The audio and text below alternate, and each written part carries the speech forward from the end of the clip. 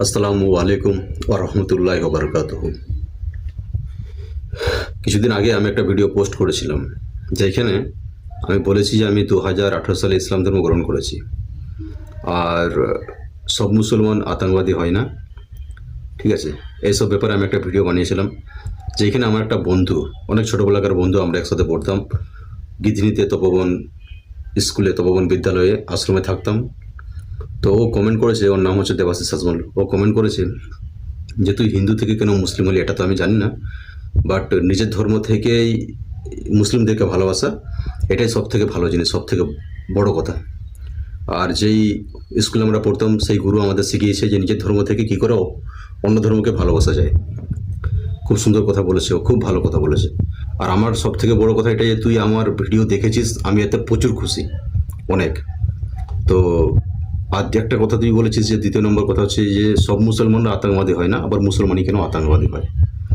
তো আমি তো সবসময় ভিডিও বানাতে পারি না, যেহেতু আমি ব্যবসা করি, কাপড়ের ফেরি, বার্ডস, বেডশিট, বালচের কাপড় এসব বিক্রি করি, তো ওই জন্য আমি সময় পাই না।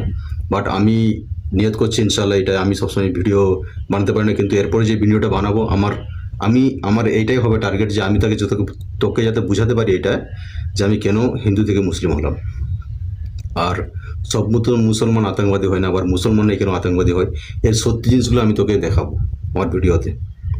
আমি আল্লাহকে দোয়া করি যেন আল্লাহ তালা আমাকে, আমি যেন ওই জিনিসটা তোর কাছে ধরে নিয়ে আসতে পারি, যে আমাকে কী জিনিসটা ভালো লেগেছে ইসলাম ধর্মে, ঠিক আছে?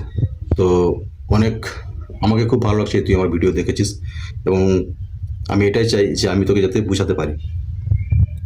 তো আমার নেক্সট ভিডিও এটাই হবে যে আমি তোকে যাতে এই দুটা প্রশ্ন, তোর দুটা প্রশ্ন, যে আমি কেন হিন্দু থেকে মুসলিম হয়েছি, আরেকটা প্রশ্ন সব মুসলিম আতঙ্কবাদী হয় না, আতঙ্কবাদ মুসলিমই কেন হয়, এই দুটোর উত্তর তোকে যাতে তোকে আমি দিতে পারি, এটাই আল্লাহকে দোয়া করি ইনশাআল্লাহ। আসসালামু আলাইকুম ওয়া রাহমাতুল্লাহি ওয়া বারাকাতুহু।